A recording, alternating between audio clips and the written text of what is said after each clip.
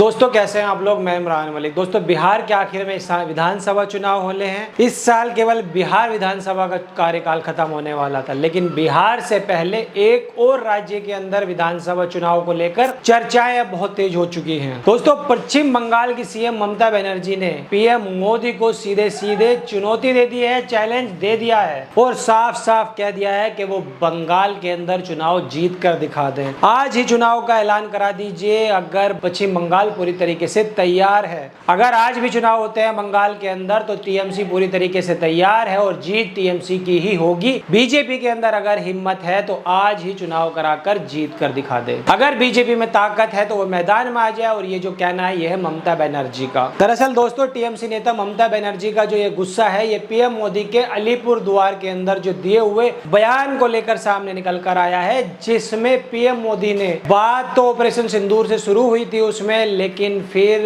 जो बात है वो पश्चिम बंगाल सरकार के ऊपर तीखा हमला बोलना यहाँ पर शुरू कर दिया था। और इसी पर ममता बनर्जी की तरफ से ये तीखी प्रक्रिया भी निकलकर सामने आ गई है। इसके बारे में सारी जानकारी दूंगा और उसके क्या परिणाम हो सकते हैं वो भी मैं आपको बताऊंगा। अगर आप इस चैनल पर नए हैं तो चैनल को सब्सक्राइब कीजिएगा, बेल आइकन दबाना ना भूलिएगा। पश्चिम बंगाल में खेला अभी होने वाला है, 10 महीने बाद होगा या फिर 1-2 दिन के अंदर ये खेला होने वाला है। और ये बड़ा सवाल उभर कर सामने आया है क्योंकि चुनाव आयोग और बीजेपी इन दोनों को ही पश्चिम बंगाल की सीएम ममता बनर्जी ने सीधे सीधे तौर पर अब चुनौती दे डाली है। उन्होंने अब ये कह दिया है कि जब चाहे वो लोग चुनाव करा लें, हम यहाँ पर तैयार हैं। वैसे पश्चिम बंगाल विधानसभा की अगर कार्यकाल की बात की जाए तो ये मई 2026 तक है, यानी कि अभी पूरा 1 साल बचा हुआ है। लेकिन अभी से ही दोनों ही तरफ से चुनाव की जो तैयारी है वो पूरी तरीके से तेज कर दी गई है। ममता बनर्जी भी जमीनी स्तर पर लगातार तैयारी कर रही है सत्ता में वापसी करने के लिए, और तो वहीं दूसरी तरफ बीजेपी की तरफ से भी ये कोशिश की जा रही है कि ममता को सत्ता से हटाने के लिए। अगर राज्य की ममता सरकार समय से पहले चुनाव नहीं कराती है तो फरवरी के आखिर में या फिर मार्च के शुरुआत में चुनाव हो जाता है बंगाल के अंदर। लेकिन अगर उससे पहले पीएम मोदी के पश्चिम बंगाल के जो दौरा है उसमें टीएमसी और बीजेपी की तरफ से जो तीखी प्रक्रिया है, जो जुबानी जंग है वो शुरू हो चुकी है। पीएम मोदी अलीपुरद्वार में पहुंच चुके थे तो मोदी जी ने यहाँ पर 32 मिनट का भाषण दिया था और 32 मिनट के भाषण के अंदर उन्होंने टीएमसी सरकार पर जमकर हमला बोला और कई सवाल उन्होंने खड़े कर दिए थे, जैसा कि पीएम मोदी अक्सर करते हुए नजर आते हैं। और जहां पर भी चुनाव होते हैं वहां पर पीएम मोदी पहले ही एक्टिव हो जाते हैं और वो बीजेपी पूरी तरीके से जमीन पर उतरकर काम करने लग जाती है। और फिर शुरुआत होती है जहां पर बीजेपी शासित राज्य है वहां पर विपक्ष पर हमला बोलना शुरू कर दिया जाता है, और जहां पर गैर बीजेपी शासित राज्य है वहां पर सरकार के खिलाफ बोलने की। और बिल्कुल उसी तरीके से पीएम मोदी ने टीएमसी सरकार के ऊपर हमला बोलना शुरू कर दिया। तो पीएम मोदी ने मुर्शिदाबाद और मालदा के